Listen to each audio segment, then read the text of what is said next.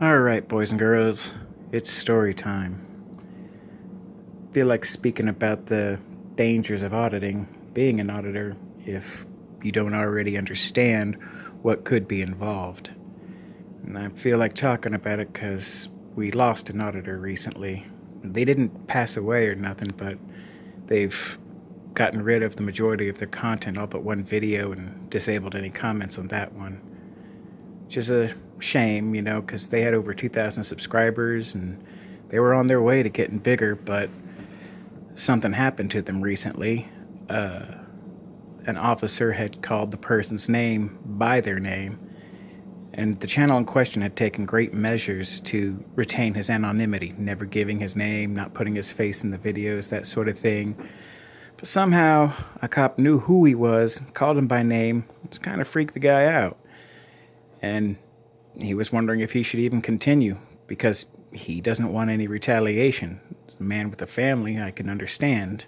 I've got my own family. But I also know that, they can figure out all sorts of stuff. I shared my story with him. I'll share my story with you too. I was up near the Canadian border, and I was thinking about illegally crossing over. Not illegal against our laws, mind you, but it would be illegal against Canadian law. And I wasn't sure if I was going to do it or not. So I was sleeping at a gas station that's very near the border. It was a closed down gas station that was open, wasn't restricted. There was no trespassing signs, and I needed a place to sleep. So I parked my van behind the gas station, and I settled in for the night as I thought about my life, my decisions, and what I was going to do next. I didn't know that the place I had chosen was a popular spot for the U.S. Border Patrol, that they like to park there. They woke me up about 2 hours into my nap and started asking me questions. What was I doing here? Can I have some ID? At that point, I told them, no, you can't have my ID. I haven't committed a crime.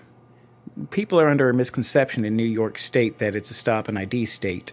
There is no state law that requires it. New York City is a stop and ID city, but the state itself doesn't have stop and ID law until you're accused of a crime. So they tried running trespassing at me, at which point I told them there's no trespassing signs around here, and y'all ain't the owners or authorized agents. As a matter of fact, y'all aren't even cops. Y'all are Border Patrol. Your jurisdiction begins and ends with border enforcement. You can't give me a ticket.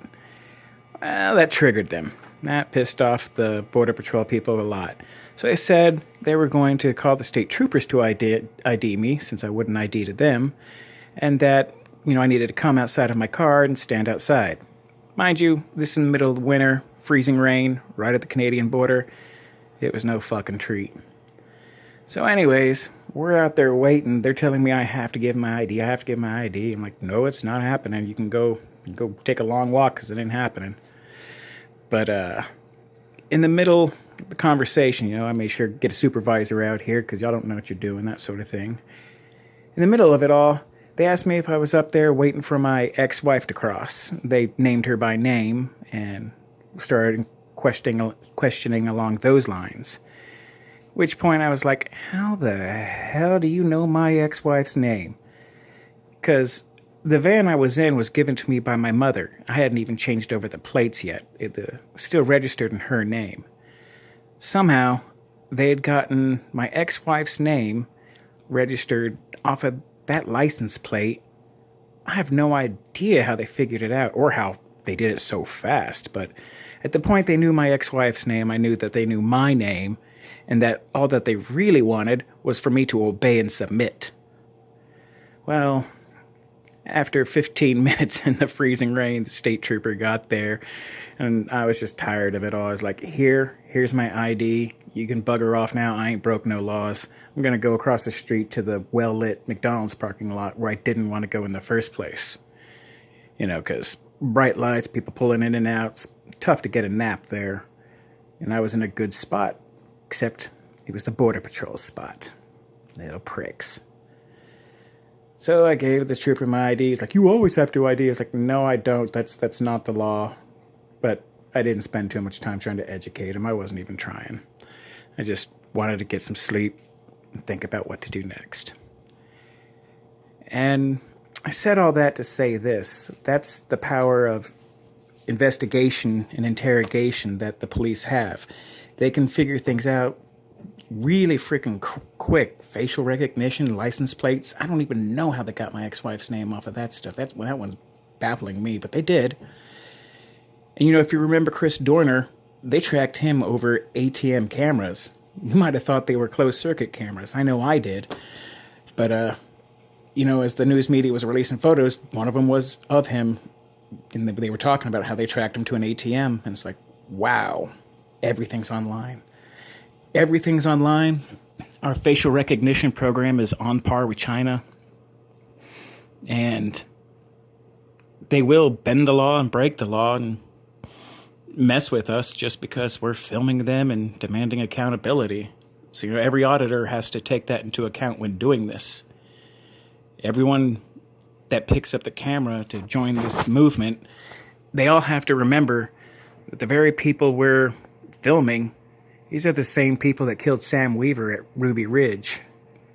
These are the same people that killed a bunch of children there at Waco. And these are the same people that shoot and kill children on accident, trying to kill other people all the time. They're so freaking bad at it. I just read a story the other day. One cop shot another cop because he was trying to shoot the dog, as usual, but he missed and shot his partner in the back of the neck instead. That's cops. They're poorly trained and out of control. And they have enough power behind them now to surveil, retaliate, do anything that they want, that they think they can do anything they want. And sometimes they try to. And so it's something, we all got to remember if we're going to join this movement as activists. And if that's not for you, then it's not for you. And I understand, every man has to make their own choice. And you got to do what's best for you and your family. So here's to my fellow auditor with a hell of a lot more subs to me. I loved all of your content, bro. But you got to do what you got to do. I understand.